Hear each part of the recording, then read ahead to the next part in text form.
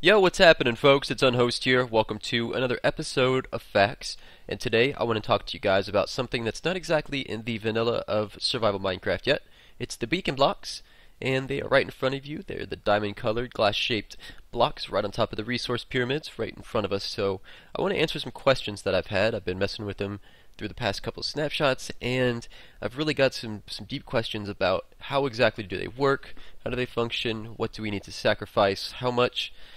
Is it even worth it to make one? With especially the top tier pyramids with the emerald blocks. Is it worth it?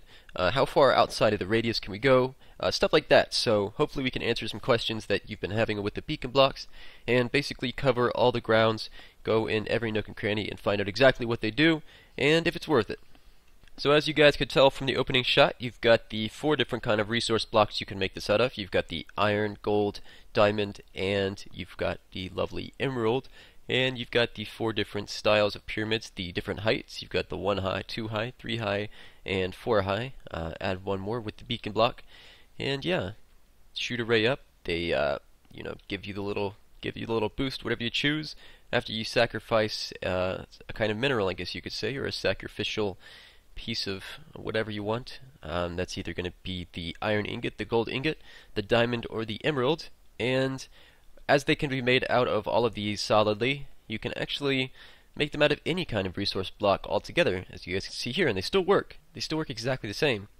There's really no difference in what kind of preference you have to build your pyramid out of. It's as long as it's one of those four kind of blocks. So we'll go more in depth with this in just a little bit, but for now we'll cover some of the easy things, like how to make one. So we'll go over here, F1 ourselves, and this is how you'll make a beacon block. You'll need 5 pieces of glass, another star, and you'll get that from a wither.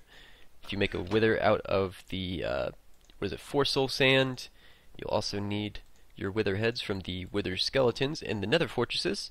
Once you have all that, make your wither, and you can get your nether star, and have your 5 glass and 4 obsidian. And there you go, you've got that. So alright, so carrying on with the basics, we've got our first little size pyramid here. That's going to be 9 blocks. The second pyramid is going to exponentially grow to 34 blocks. Then we've got 83 blocks, which is the 3 high, not including the beacon.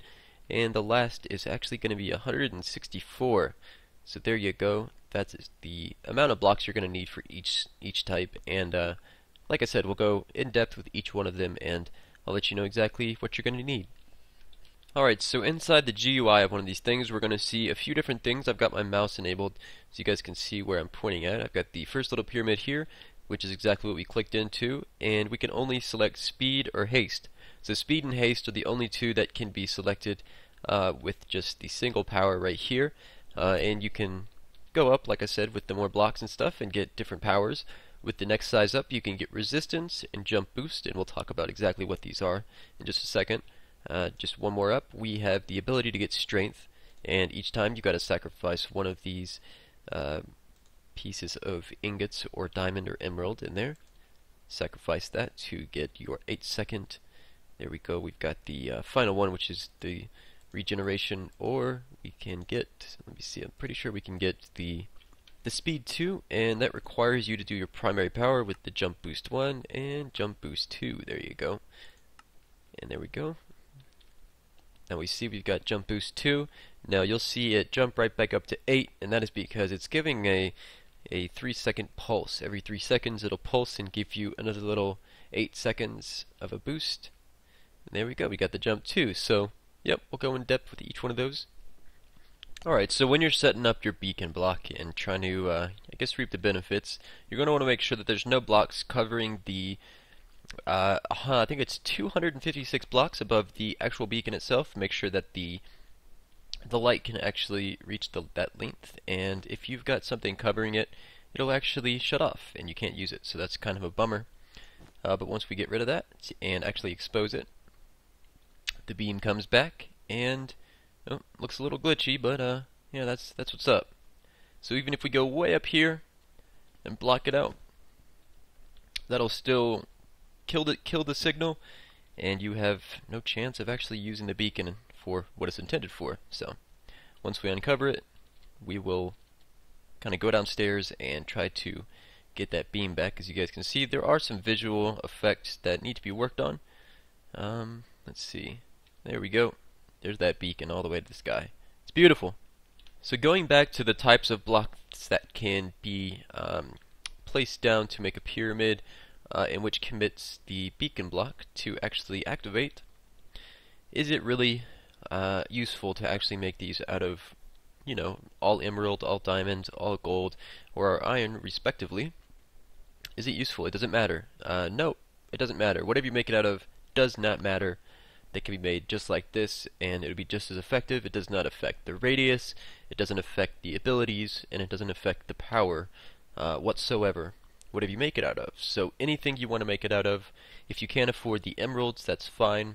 But you know, if you're rich and want a flashy little pyramid, then yeah, go ahead and make one. But what I'm saying is, for you poor folks that just have the excess iron, poor guys, yeah, you can make it out of all iron, and it is the same strength. So it does not matter what kind of resource block you make your pyramids out of, or if they're all jumbled different kinds of blocks. So let's talk about the radius, or the area that you can actually be affected by the powers here. And for the smallest one, you've got 37 blocks. It's actually a sphere. It's not a sphere, excuse me. It is a cube. It's a box all around you. So imagine this box right here being enlarged to 37, a total length of 37 on each side. So that would be 18 radius. So 18 blocks away from here. It also takes your y coordinates into account as well. So 18 blocks away from the smallest one is how far you can be, and your signal strength will stay just as powerful as if you were near the center. This second size pyramid here is going to be actually 51 blocks on each side for length, so you've got 25 blocks away. The next pyramid over here is going to be 67 blocks, so that's going to be 33 blocks away. And the next one, the very last one, is going to be 81 blocks. You can be 40 blocks away, and you can still get that very powerful jump boost 2, and whatever else you've got for your primary power. So to give you guys some kind of measure, here we go. This is kind of from the center of each pyramid. We got the red blocks. So the first one is going to go out to there. Our second one is going to go all the way out to here. And like I said, it's a cube, so it is a spherical shape. Here we go. So it is not a spherical shape. I'm gonna eat my words there. There we go. There's the third all the way out here, and the fourth all the way out here. So it can actually go pretty far if you've got the biggest pyramid right here, the 4 high, not including the beacon block. So going back to the actual GUI, what you feed this thing doesn't matter as well. It doesn't matter if you feed it a piece of iron, a piece of gold ingot, a diamond, or an emerald. It's all the same. It all counts as a piece of sacrifice. So it's all the same. It'll all give you the exact same amount, radius, power, all of that. And yeah, as you guys can see there, and we've got the jump boost 2. Something that's actually really nice about these pyramids is, as you guys can see here, we do have the jump boost 2 activated, but once we reduce the power, see, that will reduce the power. It'll take, like I said, little 3 or 4 second spurts, and kind of realize, there we go, we got rid of the jump boost 2, and as you guys can see, we just have jump boost 1. But once we repair it with anything, of course, any kind of block, you guys can see jump boost 2, it remembers exactly what you had, and yeah, you basically get it back. So that's really nice. Now if there's some kind of contraption that you want to make where a piston is actually pulling and pushing these blocks right here, or whatever kind of block you want to push in, could be one of the ones in the center, but you can have a piston kind of pushing and pulling, and if you need there to be a deactivated power, secondary or primary, then you can do that. It actually works, just like pushing and or breaking and putting it right back. That's the exact same thing. I'm going to go right back to the obstructing the ray right here. We can have stuff like enchanting tables, we can have the iron bars, the little glass panes. We can also have stuff like end portal frames, chests, ender chests, any block that you can walk through, or even pistons. You can have those in the way of the light beam, and that won't obstruct it. So those are just a few items that you can have right in the middle of there, and yeah, you can have this cool little effect. So, you know, custom maps, stuff like that, look really nice. Now, of course, you can go outside of the radius and still have your powers, but they last 8 seconds when you go outside, so they will diminish and they will not pick back up if you are, outside of the radius here. So you'll see it'll dwindle down and actually stop. So yeah, you can go outside, but it's only for, well, 8 seconds. So if we turn our particle effects on like so, we can see the jump boost. Actually, it's got the purple little particles that surround us, and whatever kind of, I guess, enhancement or buff that you can get, you'll get the corresponding particle effects that are just surrounding you. So we've also got the resistance here and resistance 2. Now what resistance is you can actually get the resistance enchantment or buff from eating a overpowered golden apple with the gold blocks. And actually what that does is it deflects all incoming damage no matter what type. As you guys can see, it's got the red swirly potion effects with the particles around the player. We've also got the haste and the haste 2.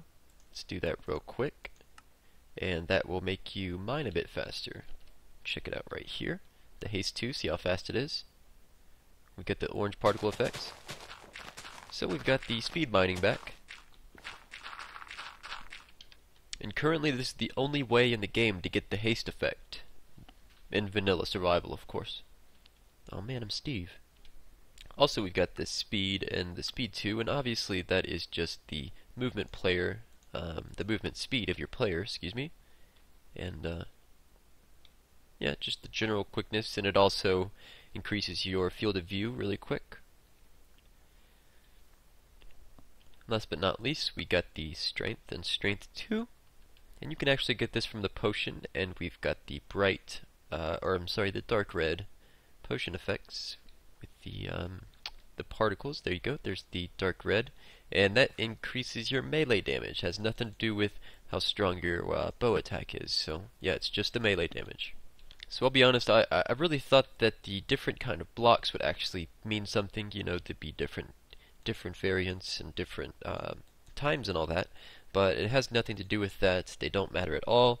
Maybe that can be implemented in the future of Minecraft, but not for now. Not for now. They'll be all the same probably for 1.4, and now we'll talk about more of the technical stuff and go a little bit deeper into beacons.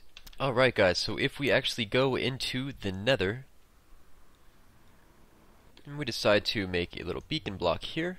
Now the only thing that can't be above this is one of those solid blocks within 14 blocks above. So let's look up. We don't have any blocks 14 above, but you guys can see that we've actually got, let's see, nothing because we didn't do anything yet. Of course not. Okay, so let's see. We get the beacon light. I'm pretty sure it doesn't work, but we do actually get the buff. So there is no actual visible ray of light, but it is giving us the enchantment buff. So you guys can see that there, and it's only anything that is above 14 blocks. Anything below that cannot be in the way of the beacon light. That goes for this pyramid size and any pyramid size actually. Even the biggest pyramid can't have any blocks 14 above it, just above the beacon block. And if we go into the end, it actually functions exactly the same as in the real world. So it's just the Nether that it's a little funky in. The little beams of light can actually be seen from 256 blocks away. They're really nice. I like the way they look. They look kind of like the lights in Las Vegas. Yeah, buddy.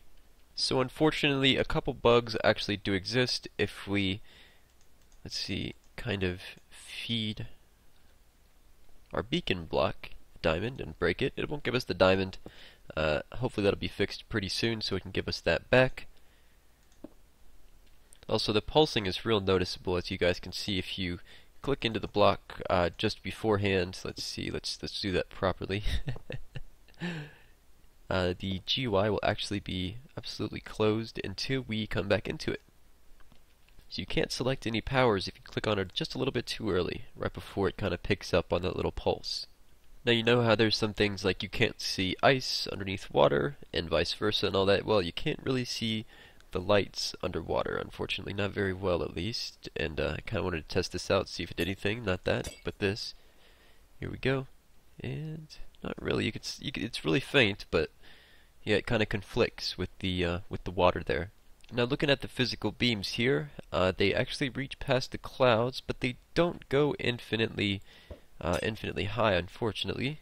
They go up until 255 blocks is reached, or until the actual building height limit has been reached. And I think all these are actually at that building height limit because they're actually pretty far up in the air. Let's see here. There we go. You guys can see right there that they actually end. You can't see them at all. Yep, not at all. There we go.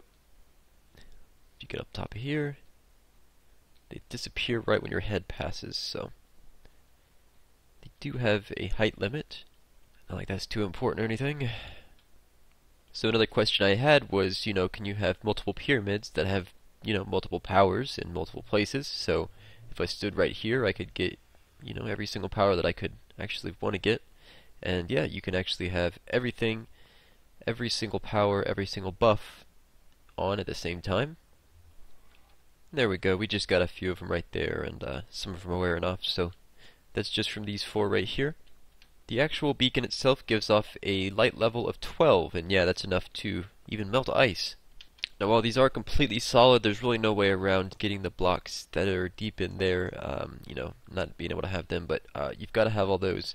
And the actual most efficient way you can get 4 different powers, primary and secondary, is by making one of these types of pyramids here. You can have the several different blocks with several different pyramids kind of interacting, and it lets you have 244 blocks rather than 984 if you're going to have 4 different pyramids in the same little area. But yeah, you can actually feed them all the different powers, and this will be a very good way to go about getting all secondary powers, without spending too much. So if you have a nice little iron golem farm, you should be able to get this many blocks of iron in pretty quick amount of time. So I think I've got most of my main questions answered. If you guys have any other questions, leave them in the comments below, and I or somebody else will get to you, and give a good thumbs up to some of the better comments. And yeah, I hope you guys understood all about the beacon blocks. You don't need all the emerald and diamond and all that stuff. You could just use the iron if you need to, and take advantage of all the different kind of things that are involved with the beacon blocks. And yeah, pretty much that is about it. It will add some pretty powerful buffs to Minecraft 1.4. Well, they're not exactly mobile or versatile by any means. They're pretty useful to have in some kind of town or something like that. So yeah, I hope you guys understood and enjoys today's episode of Facts. You guys join in next time. Appreciate you joining. Adios, guys.